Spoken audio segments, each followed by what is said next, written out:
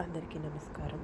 ఈ వీడియోలో శని దేవుని యొక్క కథ ఏమిటి, ఆయనకు గల శక్తి ఏమిటి, ఏ మంత్రాలు చదివితే శనిదేవుడు ప్రసన్నమవుతారు తెలుసుకుందాము. శనిదేవుడు సూర్యభగవానుడు మరియు ఛాయాదేవిల కుమారుడు. చిన్నప్పటి నుంచి శనిదేవునికి చాలా భక్తి ఎక్కువ. అలాగే ఆయన చాలా తపస్సు చేసేవారు. ఒకసారి ఆయన గొప్ప తపస్సు చేయడంతో శివుడు ప్రత్యక్షమై శనికి ఒక వరం ఇచ్చారు. ఆ వరం ఏమిటి అంటే,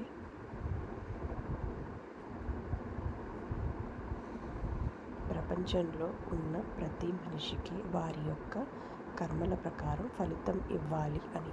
అందుకే శనిదేవుడిని న్యాయదేవుడు అని కూడా పిలుస్తారు. ఎవరు మంచి పనులు చేస్తే వారికి మంచి ఫలితము, అలాగే చెడు పనులు చేసే వాళ్ళకి శిక్ష ఇవ్వు అని శివుడు శనిదేవునికి వరం ఇచ్చారు. అందుకే మన పాపపుణ్యాలు అనేవి శని దేవుడు నిర్ణయిస్తారు.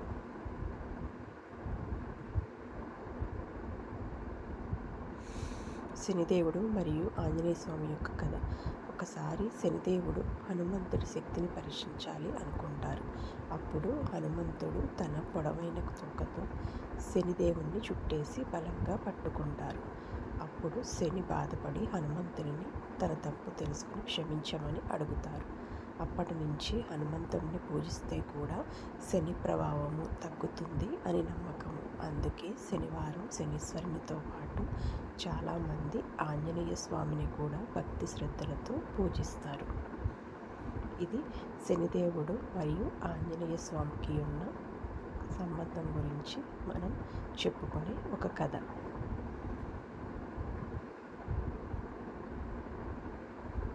అలాగే శని చూపు కథ. శని చూపు అంటే శనిదేవుని యొక్క దృష్టి, అనగా ఆయన చూపు చాలా శక్తివంతమైనది అని చెబుతారు. అందుకే ఆయన ఎక్కువగా ఆ విగ్రహంలో చూసినప్పుడు తల క్రిందకి వంచి చూస్తారు. ఎవరికి అనవసరంగా కష్టం రాకుండా ఉండడానికి అని అర్థం. అంటే ఆయన మన వైపు చూస్తే మనకి కష్టాలు వస్తాయి అంటారని ఆయన చూపు ఎప్పుడు క్రిందకి వంచి చూస్తారట. శని న్యాయము అంటే శనిదేవుడు ఎవరిని అన్యాయంగా శిక్షించరు. మన కర్మల ప్రకారం, అంటే మనం చేసే పాప ఫలితాల ప్రకారం మాత్రమే ఫలితం నిర్ణయిస్తారు. అందుకే ఆయన్ని న్యాయదేవుడు అని కూడా అంటారు. కానీ భక్తితో పూజిస్తే శనిదేవుడు మనందరినీ కాపాడుతారు అని కూడా ఒక విశ్వాసం.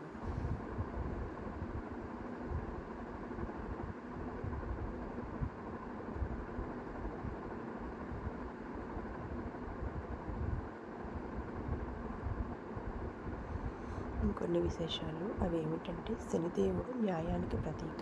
ప్రతి మనిషి యొక్క కర్మల ప్రకారం మాత్రమే మన ఫలితాలు ఏమిటి అని నిర్ణయిస్తారు.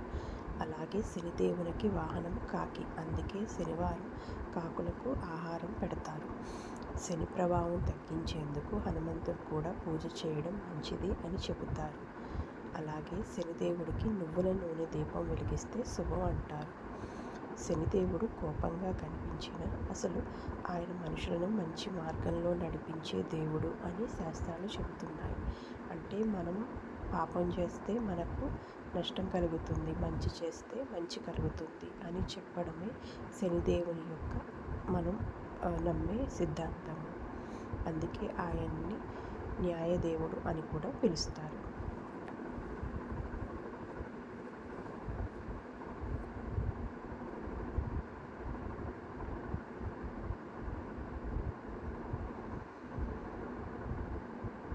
ఇంకొన్ని విశేషాలు. శనిదేవుని అసలు పేరు శనైశ్వరుడు, నెమ్మదిగా కదిలే గ్రహము అని కూడా అంటారు.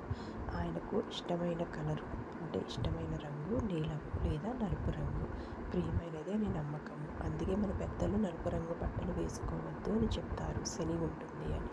అలాగే నువ్వులు శనిదేవునికి ఎంతో ఇష్టమైనవి. శని ప్రభావం ఉన్నప్పుడు శాంతంగా మంచి పనులు చేయాలి అని శాస్త్రాలు చెబుతాయి. అంటే అర్థం ఏమిటంటే, శని ప్రభావం ఎక్కువగా ఉన్నప్పుడు మనం కాస్త ఆలోచించి నెమ్మదిగా పనులు అనేవి చేయాలి. దేనికి తొందరపడకూడదు అని మన పెద్దవాళ్ళు చెబుతారు. అలాగే శనిదేవుని నుంచి మనకి విముక్తి కలగడానికి కొన్ని మంత్రాలు కూడా ఉన్నాయి. అవి ఏమిటంటే, ఓం శనైశ్చరాయ నమః. ఓం ప్రాం ప్రీం ప్రాం సం శనైశ్చరాయ నమః. నీలాంజన సమావాసం రవిపుత్రం యమాగ్రజం ఛాయా మార్తాండ సంభూతం తం నమామి శనైశ్చరం.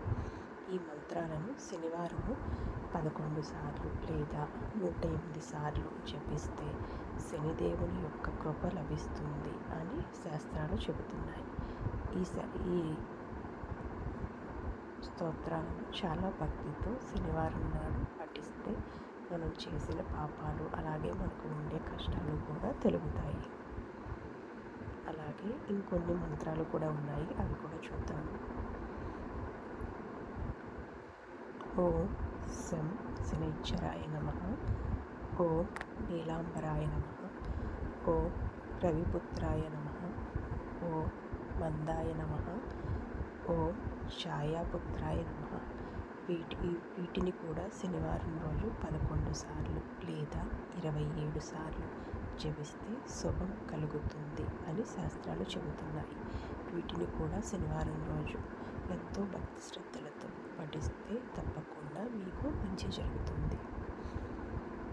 మన జీవితంలో జరిగే అన్నిటికీ కారణం శనిదేవుడు అంటారు. కాబట్టి ఎంతో భక్తి శ్రద్ధలతో ఆయనని పూజించాలి.